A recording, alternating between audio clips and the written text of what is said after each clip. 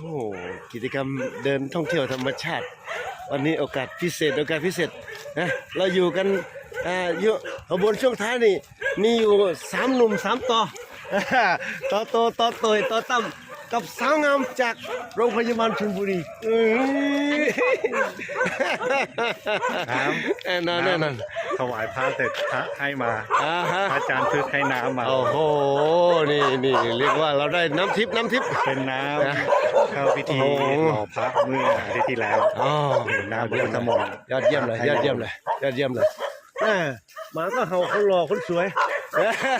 พื้นที่บ้านหินใหญ่ยอดเยี่ยมเลยครับยอดเยี่ยมเลย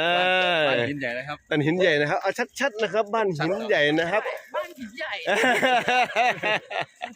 นี่ครับบรรยากาศธรรมชาติมากๆนะครับอยู่กับป่ามะพร้าวนะ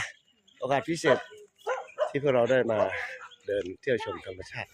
เป้าหมายของเราอยู่ที่รอยพระพุทธบาทจำลองอยู่ที่บนสันเขาเลยนะครับแต่ก่อนที่จะไปถึงตรงนั้นก็ต้องขึ้นไปถึงสำนักสงฆ์โคสิตารามก่อนนะอยู่บนสันเขาธรรมชาติสวยงามบรรยากาศเยี่ยมเลยครับวันนี้ต้องขอบคุณพี่เผือกนะครับคุณน้ำทิพย์นะครับแล้วก็หลายท่านเลยวันนี้ประมาณ4 5 6 7 8 9 10 ท่าน10 คนเกือบโลเยี่ยมเลยครับเยี่ยมเลยวันนี้วันพระด้วยนะเราไปไหว้พระข้างบนสำนักสงฆ์โคสิตารามแล้วก็กราบไหว้พระพุทธบาทบนสันเขาเขียวเขาชมพู่กันแต่ที่ยอดเยี่ยมมาก